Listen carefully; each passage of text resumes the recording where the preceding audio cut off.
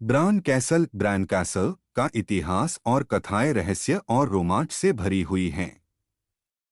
इसे अक्सर ड्रैकुला का महल कहा जाता है क्योंकि यह ब्रैम स्टोकर के प्रसिद्ध उपन्यास ड्रैकुला से जुड़ा हुआ है। इतिहास: ब्रान कैसल का निर्माण 1377 में ब्रान दर्रे की रक्षा के लिए किया गया था, जो कि ट्रांसिल्वेनिया और वालाचिया के बीच एक महत्वपूर्ण मार्ग था। इसे तुर्की आक्रमणों से बचाव के लिए एक किले के रूप में बनाया गया था।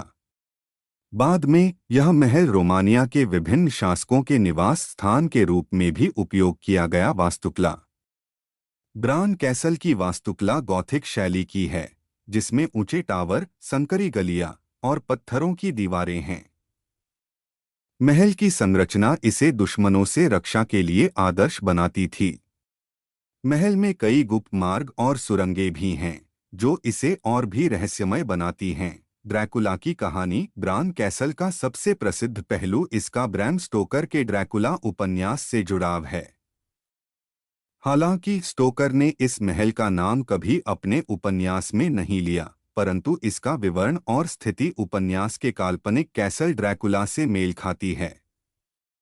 यह भी माना जाता है कि व्लाद द इम्पेलर, व्लाद तेपे, जो कि ड्रैकुला के चरित्र का प्रेरणा स्रोत था, ने इस महल में कुछ समय बिताया था।